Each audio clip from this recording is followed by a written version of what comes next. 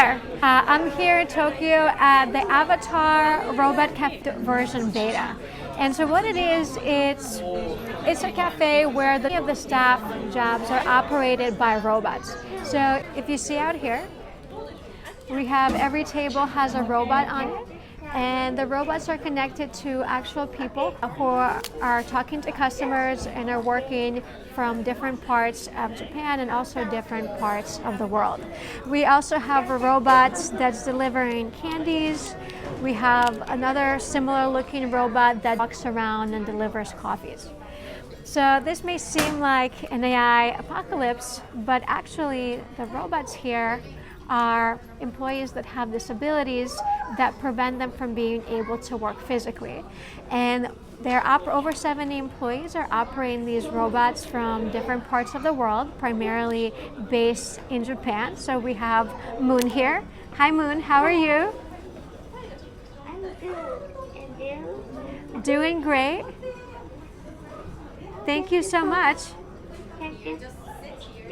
Thank you for coming. Thank you. How are you today?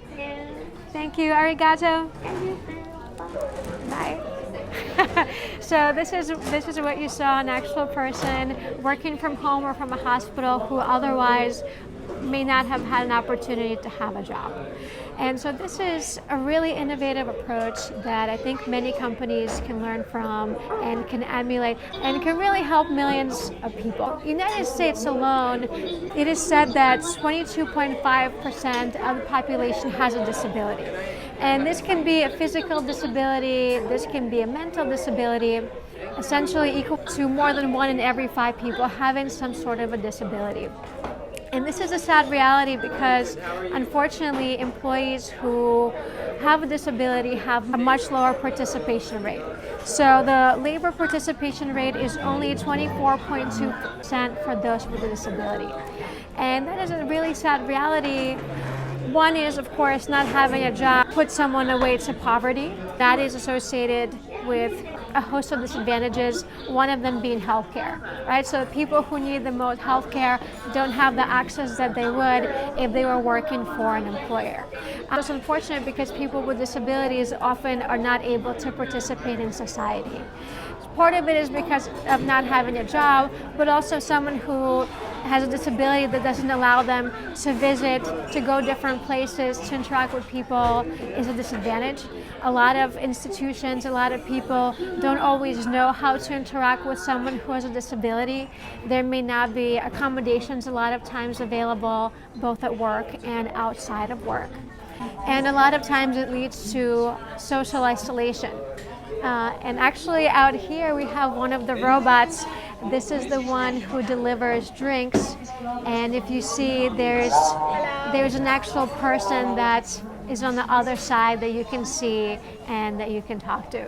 So as I was saying, unfortunately, people who have disabilities a lot of times are not able to participate in society, partially because of employment, partially because few people understand them, and also because of the loneliness and the isolation that a lot of times they feel. And actually the mission of this cafe is to give all the possibility to stay connected with society. Right? So if you think about a lot of people who have these disabilities who hinder their movement, otherwise it would be very hard for them to get out of the house.